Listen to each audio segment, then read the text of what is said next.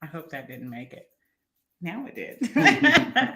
Well, welcome. It is Sunday, January the 22nd. Welcome to Joy in the Morning. I am your host, your co host, Felicia Roberts. We have Patricia McCoy with us and Brenda Gray, and my son, Sean Roberts Jr., whom I'm well pleased with us today. So, today we're going to be talking about triggers and emotions. And so, just a little recap of why we're here. This is just a forum. I lost my husband. He went home to be with the Lord about a year and a half ago. And of course, there's many emotions that go with that. But, this is very cathartic for me. And I believe that, the Lord has directed me to come here and do this and share kind of my experience and those around me that have had the same experience to hopefully, help somebody. So, candid conversation, ask questions. We're super excited to be here. And so, yeah, don't forget, we're here on Sundays, every Sunday at 7:30 p.m. Like and subscribe, share with your friends. If you know someone that has lost someone, point them in our direction. Hopefully, there's something here for them. So, without further ado, I know we don't have a lot of people on yet. So, I want to give everybody a couple of minutes to join in. But, Auntie Trish, why don't you go ahead and introduce yourself, Round Circle?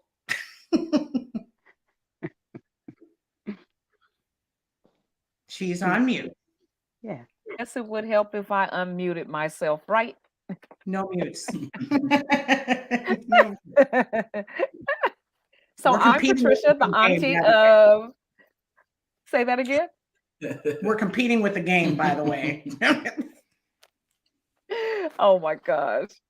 So I am Patricia, the aunt of Felicia and Sean. Actually, great aunt, huh, Sean? Yeah. Yeah, sister of Brenda. Also, my husband went home about 10 years ago. It'll be 10 years this year. No, it was 10 years last year. And same thing with Felicia, just here to, be a support and encouragement of how I was able to process the going home of my spouse and share with what helped me get through or stabilize my my sanity in the midst of losing. You feel like you're losing a limb, right? You just feel like you lost a part of yourself. So that's me, kind of like in a little nutshell, and I'll pass it on to Brenda. Hi, I'm Brenda Gray. I'm also Felicia's aunt and Sean's great aunt. Um, I'm just here to support her in what she's doing to help others. I lost a spouse in 2008, and I have been recently remarried. It's been 5 years this month on the 9th. So, um, yeah, I'm just here, like I said, to support and to give any, I don't say advice, but just share what has helped me during that time. But since I've moved on, what helps me now? That's good. That's So, good. Sir, I'm Sean. This is my stepmom, my mom, my bonus mom. finally. And yeah, I just wanted to say, like, I was so excited when she first started talking to me about doing the podcast because I could just see like the life that was in something like this. Because this isn't like something you could just look up and find somewhere. So I was super excited when she said she was going to start doing it, and it has already helped me so much just these few weeks that she's been doing it. So I was super excited when she asked me to do it today. A little nervous, but happy to be here. Don't be nervous. Not to be nervous. It's all just family here. All right. Well, let's go ahead and get started. So we want to talk about triggers because I had had a chance to spend some time with my auntie Patricia. She came over to the house for the weekend. I think it was only supposed to be a day, part of a day, but God Yeah, turned it yeah. into a weekend, so it was great. But she had an experience here, and Auntie Tricia, I didn't tell you this before, but I can just remember telling you, just God's got a plan. He's going to do something. You know, if you've done all you can, just just stand. And And that's it. And I remember saying that to yes. you multiple times. And so you just, tell everybody kind of what happened and why kind of triggers came up to be what it is. Yeah. So when that day was just a blur in itself, right? You never know when to expect the unexpected.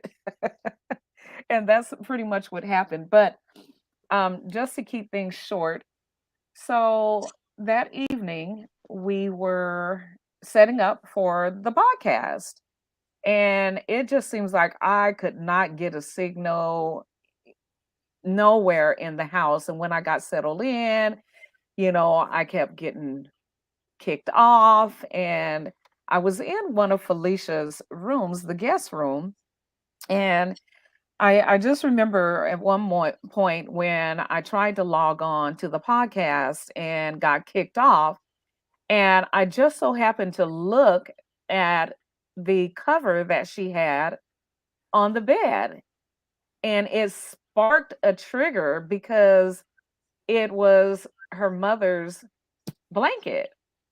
And so we were talking about which Felicia had asked me, which one comes first, the emotion or the trigger? Mhm. And to be honest with you, it was more so, you make the connection, you look, I seen it. And then what triggered the emotion is, I mean, I just full speed, like went backwards. I mean, it took me all the way back to a moment when I could literally just smell her house and remember the times that I would go over to her house after I would get off of work and I'd cuddle up under that blanket and wait for her to come. And then the tears just started coming. They just started flowing. And it was tender because one, you miss that individual. And there was a conversation that could not be had because that Mhm. person wasn't there. But it didn't stop there. I'm just kind of condensing everything, but I just want to kind of like share with you how first it was visualizing it, and then the emotion began to kick in, and then the memory stirred up, and then it was like having to pull yourself back together so that you're present. But it didn't end there. It just seems like her it was just like little replicas of Kay was just all over the place. So that morning, Felicia offered me a cup of tea, and out of all the glasses she could have gave me in her house, she has like a cabinet full of glasses. She gives me this particular, and not knowing it, green Mhm. glass that me and her mom went to Dollar Tree and picked out, and she gives me that cup to drink out of. And I'm just like, so the emotions, things that trigger those emotions. And I had to sit back. I mean, that day, later I told Felicia that evening that, I mean, no, the next day, Felicia, I told you that I understood, why I was supposed to be out there. Sometimes we have hidden memories that we haven't given ourselves to permission to just appreciate them for it and let it go and just let it be a memory. And so those were two incidents that I realized were subconsciously tucked away, in my data bank, that I had not given myself permission to accept it for what it was. But how could I give myself permission if I didn't even know that it was there? How could I do that? It had to present itself. Mhm. And it presented myself. So I was an emotional wreck, that day. In a good way though. That's good. That is so good. I think Yeah. it's, I heard somebody say that when you think about a trigger, right, we call them triggers, but the truth is they're emotions. And they're emotions that are brought on by the thought of someone. Triggers don't come from a place of, they come from a place of love. They come from a place of trauma. They come from a place of, what I'm trying to say is, they come from the soul. They come from your soul. And so I heard this doctor say that everything that we do is like, when you ever heard of muscle memory? You know, when you are a weightlifter your entire life and you stop lifting weights and you go back for 2 weeks and bam, your muscles are right back where they are.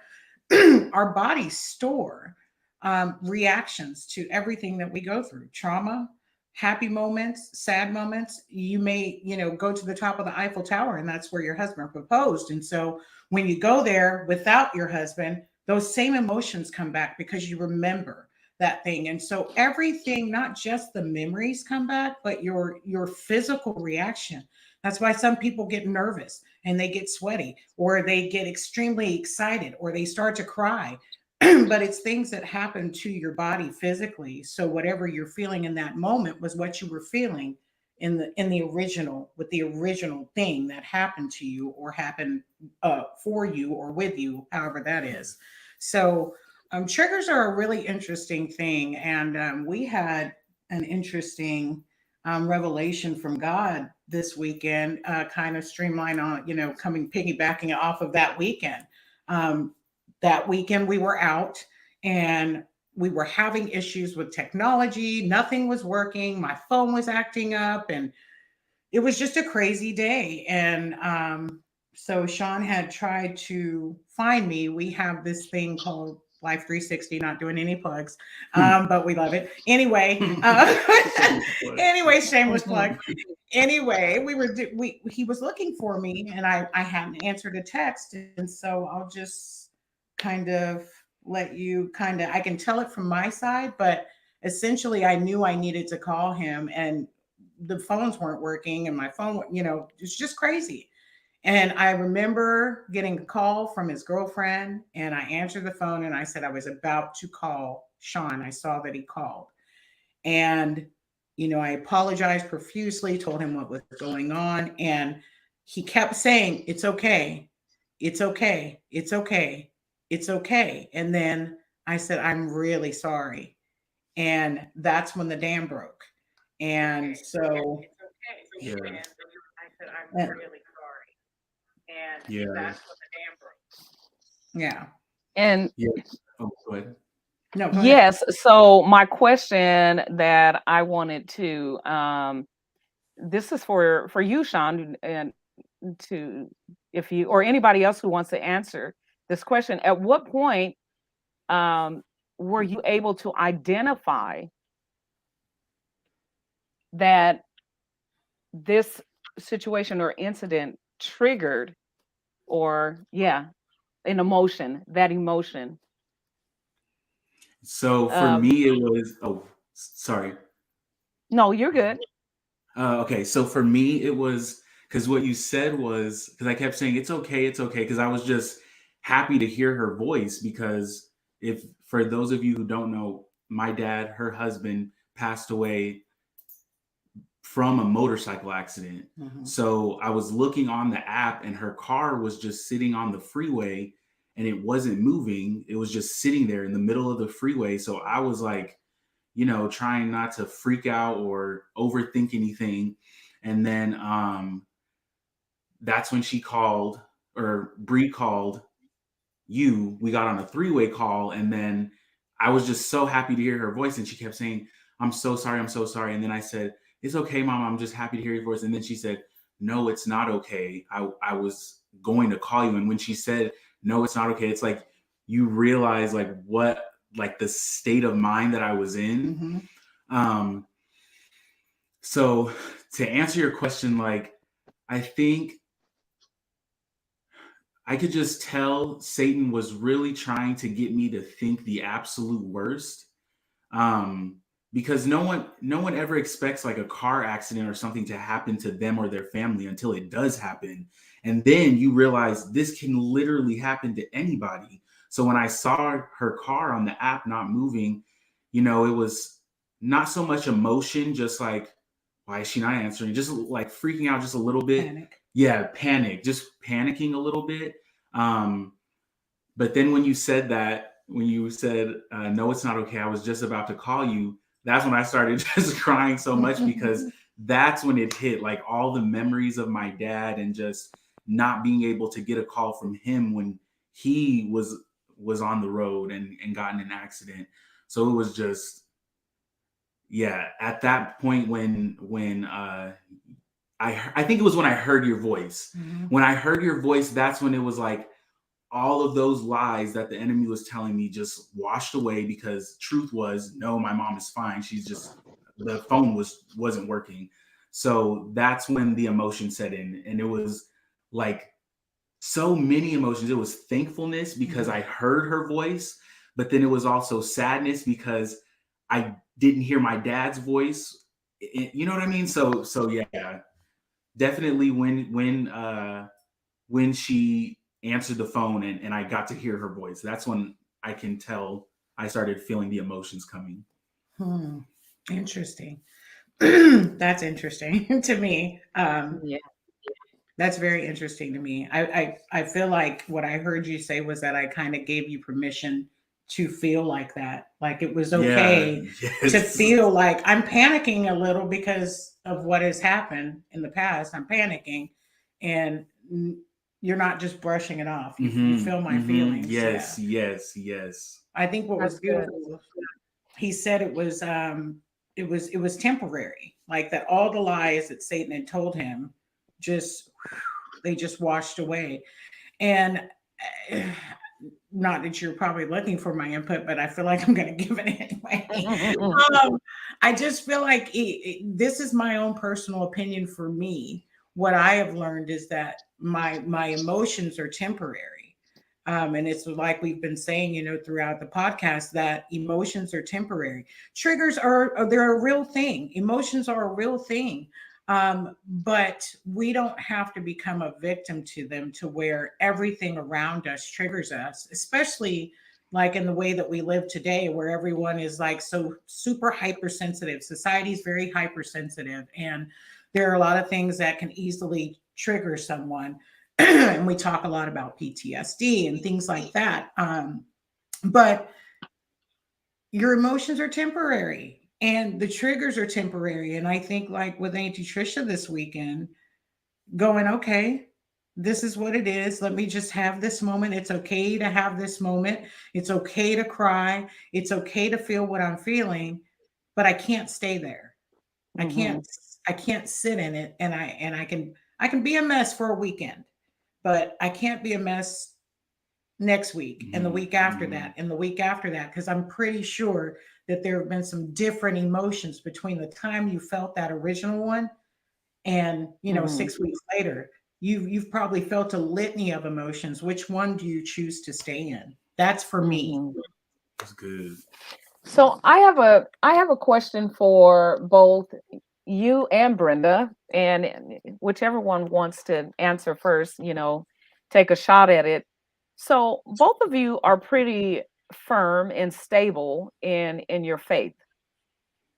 So for Brenda, when you were with your husband and he was, in his final days, and you knew that he was going to transition in terms of I'm always saying, scanning your body, listening to your body.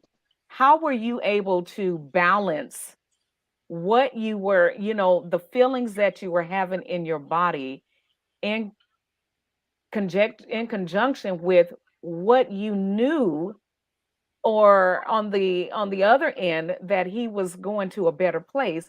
How did you balance that, Mm. just listening to your body?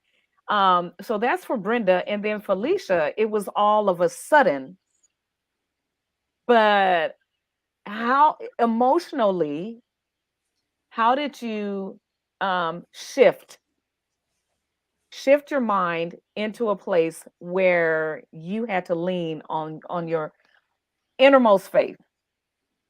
Hmm. Mm. Well, I'll let Auntie Brenda go first. Okay, so going backwards, I'm definitely not the same person in my thought process of where I am spiritually then as it is to now. So, for me to answer from back then into what I know as the truth now is going to be two totally different things.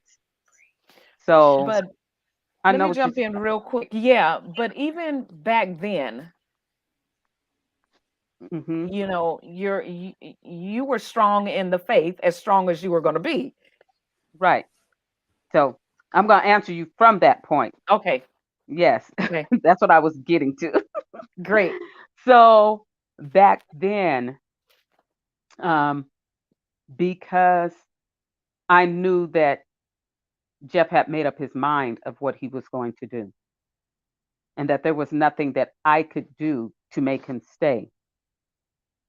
So I came to terms and to grips with that. As far as how did I balance that, as you say, in the body, even at that time, I don't even think it was a balance. There's no balance. Things just happen. They just happen. I remember hearing a report from the doctor, and I'm listening calmly, but my body is shaking uncontrollably, but I'm calm. So my body Mm-hmm. was actually physically reacting to Right. the words that he was saying. But me, spiritually, I know, what the Father had in mind and planned. Like I said, Jeff had Mm-hmm. made up his mind. He's like, I'm going. There was nothing I could do to change Mm-hmm. that. So, Yeah. as far as That's you the said, how do balance you I'm balance talking it? about, what you just said, You know, Yeah. that's the balance. that you were shaking on the inside, but you remained calm. No, I was shaking on the outside. My body was Shaking on the physically outside. shaking. But Yes, you as were if calm. my knees were Okay. going to buckle. Yes, but I was calm and listening, Mm-hmm. and I could not control how my body was reacting. My knees, I almost buckled under. Wow. But Mhm. it Yeah. is the Father. It was the Father that is in me. I know that kept me standing Mm-hmm. strong. Mm-hmm. So it was That's like good. my Mm-hmm. flesh wanted to do one thing, react a certain way, and it was actually manifesting in my physical body. But me, the spiritual, you know, God, child of God, knew something different. Yeah. Even if it wasn't consciously, coming to my conscious mind, I'll call it my flesh mind. Me, the spirit, knew. Yeah. Yep. That's good. What a beautiful thing to Yeah. hear, right? What a beautiful thing to hear because, from my perspective, yours was kind of a gradual and mine was sudden.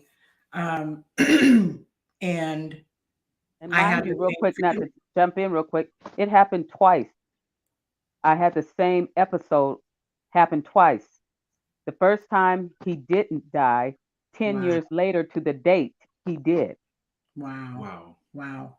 So I experienced that trauma twice. Twice. Twice. Wow.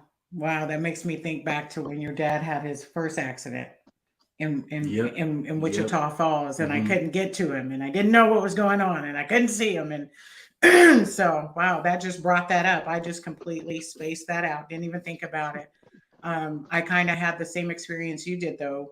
I did buckle. I kind of went down a little bit, scared the poor little corner guy half to death. I'm pretty sure I screamed at the top of my lungs. My neighbor heard me, but I remember what I screamed was, God, you have to do this because I can't. And I remember that distinctly. And the shift happened when I said that. And after I said that, I let them in the house. And just like you, I was hearing everything, but my body, I was shaking and I was nervous and my hands were shaking and I couldn't hold a pen and I couldn't I couldn't I could hear what they were saying and I was taking it in, but my body was doing something completely different. And that goes back to triggers then too again, right? Because in our spirit, we know. Like in my spirit, I knew this will be fine. I know where he's going. I know where he is. Mhm. But on the outside, and your flesh is like, but that person's not here. I'll never touch that person again. I'll never talk to that person again. And your body's responding to that. And so I think the balance for me came when I called on the name of the Lord and he showed up like he said he would. And once that happened, I mean, here, I'm still here. So I'm still Mhm. here. What And about the good thing of that is that he never left. So when you no, say showed up, he was always there, no. you Oh know. yeah. Oh So yeah. Oh yeah. Yeah. He showed up in a way I had never seen him before. And mm, I just want to interject something really quickly.